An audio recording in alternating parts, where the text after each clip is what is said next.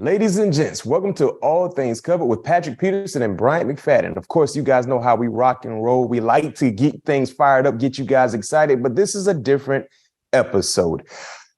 I know you guys have either had an opportunity to see or heard what happened this past Monday night in the Buffalo Bills Cincinnati Bengals ball game. Talented up-and-coming defensive back Damar Hamlin, second-year pro, a guy who has started a lot of football for Buffalo and has really taken advantage of his opportunity, of those said opportunities, was injured. And before we get into this discussion, we would like to make sure we put this out there that we're recording this around 9 p.m. on Tuesday, right? 9 p.m. Tuesday, January the 3rd. And by the time this hits your ears or you see this, hopefully we have more positive news in regards to Damar Hamlin. But some of the latest, Bills safety, as I mentioned, Damar Hamlin remains in critical condition in the intensive care unit after collapsing on the field on Monday night. Hamlin suffered a cardiac arrest on the field after a routine-like hit. He spent the night in intensive care unit at University of Cincinnati Medical Center and remains there on Tuesday afternoon. According to a Bills statement issued just before 2 a.m.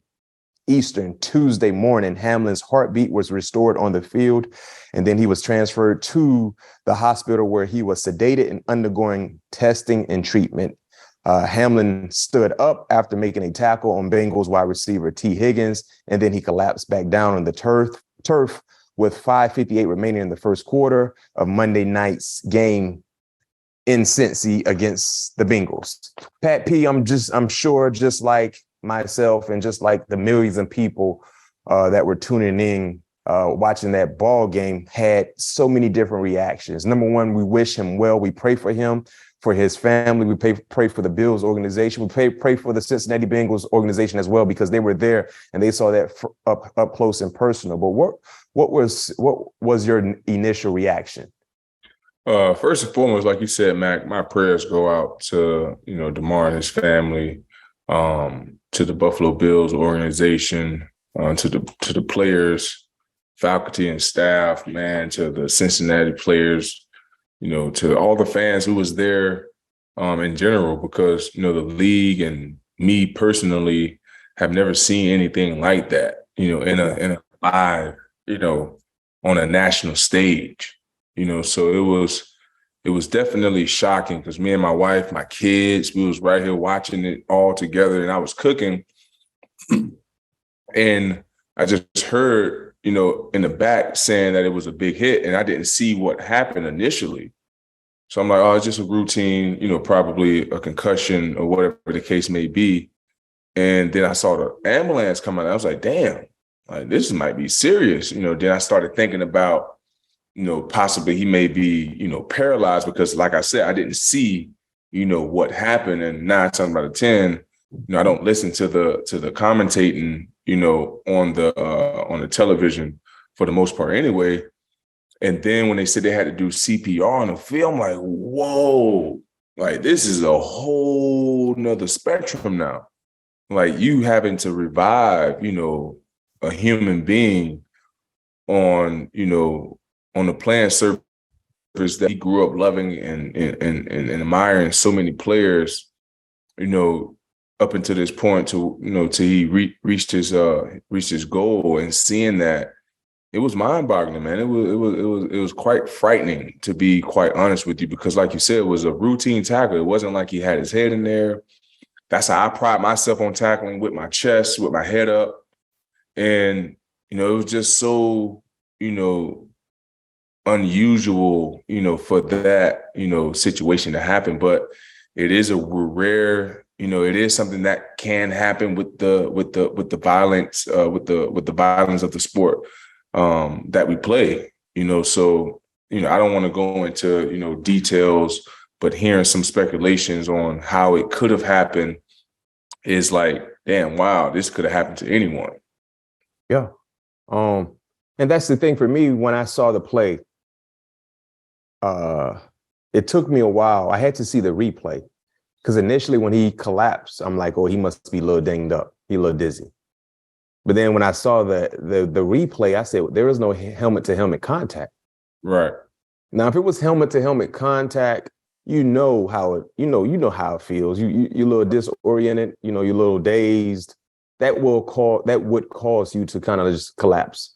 But when I saw that there was no helmet to helmet contact and it was basically a blow to his chest, it wasn't an illegal hit from either side, I don't think. I think it was more of a routine play. But unfortunately for Hamlin, he received more of the blow to his chest. And that's what really scared me. Right. The way he collapsed, like he was lifeless. And then, of course, as you mentioned, Pat P, when the ambulance came on the field and then hearing they were giving him CPR. Yeah. Now it's a different ball game. Yeah. This is not being concussed and knocked out and, waiting for you to come to, give you some smelling salt. This is different. This is something that we don't see. It's life or death. Yeah. Yeah. And one thing I would like to talk to you about, you still being a current player, initially, this is what they were telling us. There's speculation that the league wanted to resume the ball game. Now, Troy Vincent came out and said, based on the 5-minute delay that we initially heard, that was false. But for you, if you were a part of something like that, your headspace to play a ball game, is that even possible to get back into a headspace to play a ball game, not knowing the status of your teammate or the status of the opposing player? Nope, because it's bigger than the game, man. That game at that point doesn't mean nothing to me. My concern is, getting as much information as we can, collectively as a team, to know his well-being, understanding, getting, a clear understanding of what state of mind that he's in, so there's no way that you can bounce back and try to resume this game. I don't know how long the Buffalo Bills are going to need, because they were up close in person to what nobody in the world have seen, but all the world is going about of what they heard about. Like, guys have seen, the medics give CPR, and I want to commend the players on doing such a great job of, of providing privacy, for, Damar and the medical staff during that time, because the world didn't need to see that. Yeah, I agree. Those guys did a great job of, creating a human wall, or whatever you want to call it, making sure that, that was something only for those guys' eyes that was on the field. And, and for those guys to see that, there's no way that you can try to bounce back and try to wrap your mind around trying to go out there and finish a ball game. No, and the thing about this situation, what makes it so different from what we've seen in past dealings, if someone is knocked out, if someone is unconscious for a little bit because of a concussion, usually when they're taken off the field, we see some type of sign that they're okay. Yeah. Thumbs up, waving your hand, something. And that gives us the assurance that he's going to be okay. Right. As players. That's easier. It's easier to go back to doing what you've been called to do when you see your teammate or the opposing player being carried off the field, but he gives us that gesture that I'm okay. Right. It's different when you see they're administrating CPR and you don't see anything from that player. Yeah. So I can't mentally get back to going into game mode when I don't know what's going on with our brother. Right. Even though he's on the opposing team, we're a part of the same shield.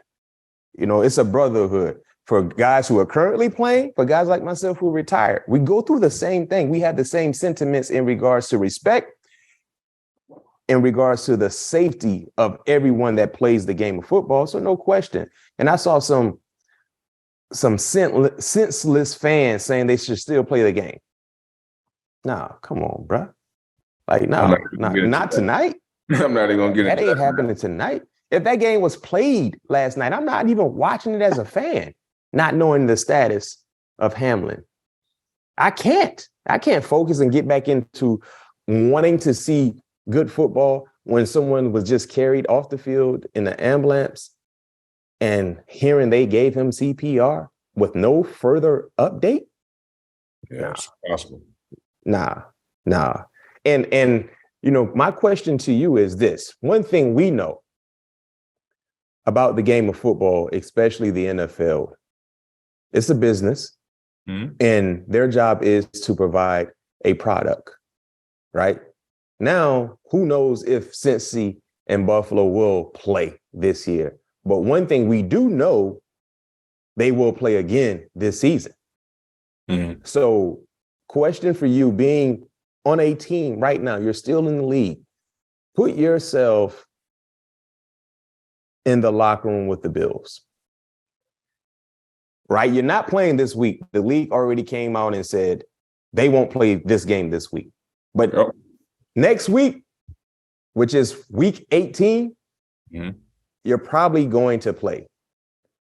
So let me give you two scenarios, right, Pat P? The first scenario is you still don't know the significant status of Hamlin, but you still got to go out and play a game. How do you attack that game?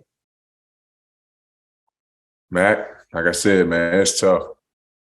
It's tough, man. And I think Coach will do a great job. I think, briefly, meeting him in what years was that? In 2015, I believe. No, I'm sorry, 2011, when I was getting recruited and he was in Carolina. At the time when I was, going through the drafting process and seeing, hearing nothing but great things from, former players and guys who had opportunity to play for him, and seeing him coming up through the ranks and, seeing the success that he's having in Buffalo, hearing nothing but great things, about him. And the one thing I always heard about, great thing I heard about Coach Sean is just how such a great leader of men he is, so obviously we know this is a tough task to take on, but I think that there's no better man to put in front of this task than Coach Sean. I'm sure that him and his team will come up with the best solution and plan, moving forward, what they feel that's going to be best for them and the team. But like I said, Mac, this is tough, man. This is a tough situation to try to move forward from. And me not being in their shoes, how could you be upset with whatever decision that they make? Because no one have ever had to deal, no team has ever had to deal with something of this gratitude before. Maybe, a surprising death, throughout the season of a freakish car accident. But on the field, it's different, man. That is totally, totally different. So, I don't know, Matt. It's tough to, to give you an answer, right now. But I think, the Buffalo Bills have a great guy in charge over there, with Sean to help prevail them through this tough situation. I can tell you this much, but speaking from an experience that I had to endure, not just me, the entire ball club at Florida State, my freshman year doing off-season conditioning. I lost one of my teammates. I don't know if I ever told you this, but I lost one of my teammates who was a part of my freshman class, Devon Darling, who was a twin. So his brother, Devard, and Devon were a part of our recruiting class. We signed together, played together as freshmen, getting ready for our second campaign during off-season conditioning, and which was extremely hard. Mat drills is something that we did all the time, was a part of our regimen, and not to mention getting better and just showing the coaches that they can depend on you. Long story short, while we're going through a normal mat drill session, Devon pretty much goes into cardiac arrest, like pretty much goes into a situation where he's not moving. He's not conscious. He's not responsive. And we see it. We're in the mat room, and I remember all of us, especially the freshmen, you know how it is, Pat. The guys you sign in with, you're super close. You spend a lot of time together. You stay with each other. You take classes. You have a different bond than everyone else. And we see it. And I remember they called the ambulance and the medical, folks, they put him on a bed and they just rushed him out. And we just see him just laying there like lifeless. But in our mind, we like, it didn't look good. It didn't look right. Mm-hmm. So long story short, we go back to our dormitory and we got the news that he died. Right? And now his twin brother is still here with us. Like his room, their room was literally doors right down from mine. I used to go to their room all the time. They were from Houston. So that's when I first got put on DJ Screw, slow down music, right? Mm. But that hit us like what? Like pass, bro. And I remember the next day, the coaches wanted us to continue mat drills. As a team, we stood up and said we couldn't do it. Yeah. We can't do it. I remember a lot of our freshman class was ready to transfer just to kind of remove themselves from what happened, even though it wasn't something that was specifically done. It was just something his body couldn't handle. Yeah. So that hurt and that hit us differently. But get this, eventually we got right back to mat drills. Mm. And say it again. Did they change anything? They changed a little bit of it. I don't want to go into the specifics of what exactly they changed, but they changed some of it. His brother ended up transferring. DeVard, me and him, we're still cool to this day. So, shouts out to DeVard. He's doing big time things, but he was a twin, bro. So I remember how that affected me, and we were getting ready for spring football, but eventually we had to get back to the business at hand. So I said all of that to say this, and Pat P, you know about this. Football players, we're programmed differently. We are. We have to be programmed differently to do what we do, to think about what we do, running into people who might be bigger than us, might be faster or stronger than us, doing it for such a long time. And sometimes you become immune to things that you should not be immune to. And I'm not talking about this situation. No, I'm not talking about this situation. I'm talking about situations where, man, you hurt, you hurt, but you still playing. Mm-hmm. You're a little shook up here, but you still gonna try to play. They got to pull you out. And in this situation, I agree with you. I don't know if you're Buffalo, how you can get right back to doing what you've been doing, not knowing the status of your teammate. So it's a wait and see approach, but also too, one thing I would like to emphasize, Pat P, and you haven't really experienced this because you're still active. When you look at what we go through as NFL players, guys that are significant starters, guys that are role players, we all go through something that's very, very difficult to go through mentally or physically, right? At some point in time, you're going to walk away from the game. I talk to people all the time, and I say this, you're going to be a retired player longer than you will ever be a current player. Yep. And when you get to a certain stage in your career, based on how long you've played, based on how physical the game was for you, you're going to have ill effects when you're away from the game. Mm-hmm. And most of the ill effects that a lot of past players go through, they go through them by themselves.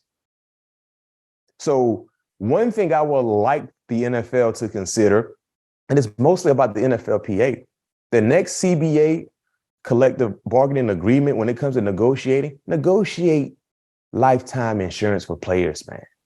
Yeah, I agree. I agree 100%. And it's not just about the physical, it's about the mental. Sometimes we need therapy, bro. Yeah. Think about what these guys just witnessed and how this will really impact them for years to come. Right. And one thing about the insurance plan, you have up to a year grace period, or it depends on how much money you use in regards to your HRA fund, depends on how many dependents you have. Mm-hmm. So if you got quite a few dependents, that HRA fund is going to decrease mightily. Very fast.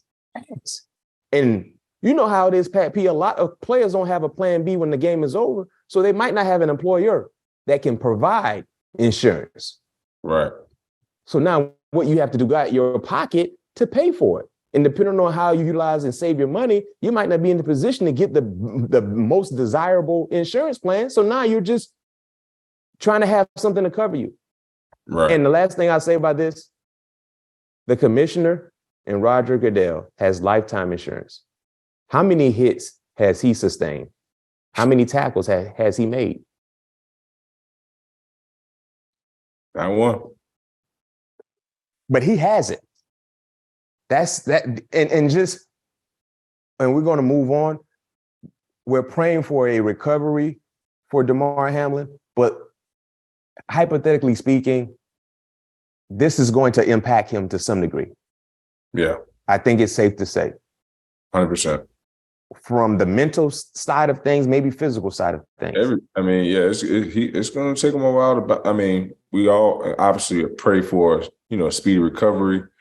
Obviously we know that he's, still in, critical condition. I'm praying that he, pull through stronger than ever, but it's going to be a road of recovery, a long road of recovery. I had a grandmother who I just lost who kind of went into like a cardiac arrest type deal. And, eventually we ended up losing her, but just remember just hearing the doctors just telling us how the road of recovery is going to be, Granted, she was an older woman, and, their bodies, turn over a little bit different than a youthful person. But yeah, when it comes to that, to that ticker stopping and depending on how much oxygen was not getting to his brain and things like that, I just pray everything just works out for the best, man.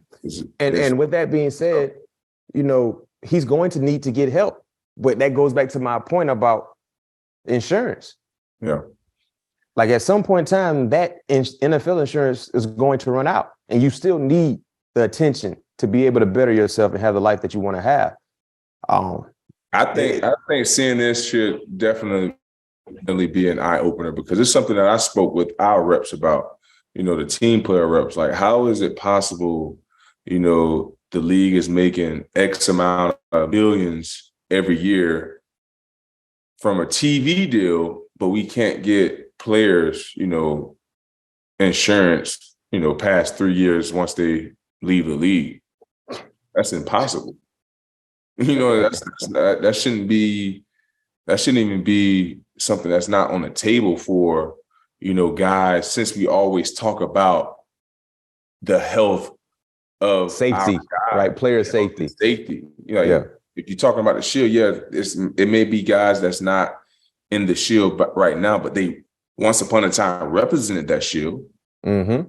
And at some point in time, and that, like you alluded to, at some point in time in their life, they're going to need some type of medical help, if it's mental, physical, hell, even spiritual sometimes. No question. So, a lot can go, into that. And I think for sure on the next CBA, man, PA, I believe they definitely have to do a better job of pushing on, if it's not even lifetime, or just making it at least 5 years, at least a good amount of time to where guys, until guys getting their pension or something like that. Just to where it's more feasible for them. So it's, to where it's not one of those things that's one of those burdens on a retired player, because as you're retired, so many things that can be on your shoulders, not, being in the game and being in the position that you once was. Yeah. And it's a violent game, and they've done a great job in trying to minimize the violence, but it's a collision sport. And one thing we would like to highlight as well in regards to the support that Hamlin has received is around $6 million has been donated to Damar's foundation toy drive via GoFundMe over the past 24 hours. Wow. So folks have donated around $6 million. And I think his quest initially, when he started that, Eric, correct me if I'm wrong, I think he was only looking for like $25,000 or something like that for his toy drive. Wow. I don't know if those are the accurate numbers, but they have well exceeded that based on the support. Just 2,500, not 25,000. Yeah, just 2,500. That's what he was, looking to get. But clearly the support has been well received, and the same support that he's receiving in regards to his foundation, we need to do the same thing in supporting him through prayer, and believing for the best in regards to Hamlin, something that you don't never want to see, especially for us being a part of the game, because we know how tough it is. Yeah. You know what I mean? Every day you get a chance to wake up, and play the game of football, it's a blessing, but you also got to be mindful, understand, it's serious as well. So it was a tough scene this past Monday in Cincinnati. We continue to pray.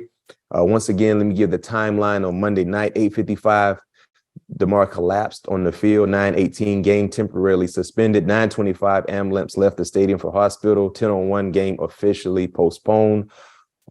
Hopefully, as time goes on, we will hear positive news in regards to his recovery.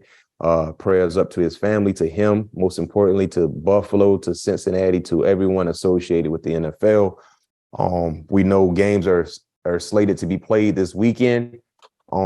Make sure, you say a prayer for the players that are supposed to be playing this weekend as well.